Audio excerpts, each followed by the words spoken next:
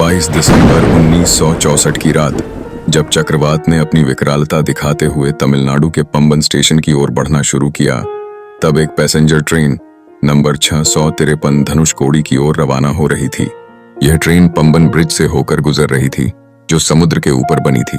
मौसम विभाग ने पहले ही चेतावनी जारी की थी, लेकिन तत्कालीन स्थितियां इतनी तेजी से बदलीं कि किसी ने सोचने का मौका नहीं पाया। इस ट्रेन में लगभग 110 यात्री और 5 रेलवे कर्मचारी सवार थे, जबकि कई अन्य स्थानीय लोग और बिना टिकट यात्री भी यहीं चढ़ गए थे। इससे मृतकों की संख्या अनुमानित रूप से 180 से 200 तक पहुंच गई। यह घटना केवल एक यात्री दुर्घटना नहीं थी, यह उस क्षण का स्मरण कराती है जब मानवता ने प्राकृतिक आपदा के सामने आत्मसमर्पण कर दिया।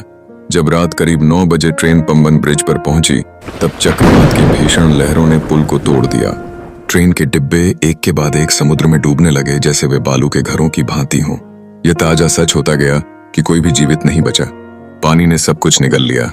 शवों की बरामदगी भी नहीं हो सकी, क्योंकि ट्रेन ने पूरी तरह से समुद्र के गर्भ में समा गई थी। इस त्रासदी के बाद धनुषकोडी को भूतिया शहर घोषित कर दिया गया और रेलवे लाइन को बंद कर दिया गया।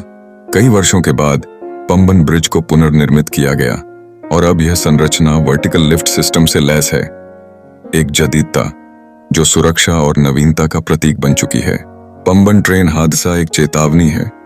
यह एक याद दिलाती है कि मानवता कितनी निर्बल हो सकती है। यह प्राकृतिक संहार हमें सिखाता है कि सुरक्षा के उपायों की आवश्यकता है, खासकर समुद्री क्षेत्रों में।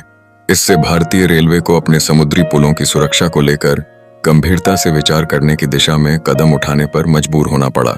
इस हादसे का प्रभाव केवल उन लोगों तक सीमित नहीं रह गया जिन्होंने इसे देखा। यह भारतीय रेलवे के भविष्य को भी प्रभावित करने वाला बन गया। यह एक संकेत है कि कभी-कभी हमारे द्वारा बनाए गए संरचनाएं भी प्राकृतिक बलों के आगे तिनके की तरह बिखर जाती हैं।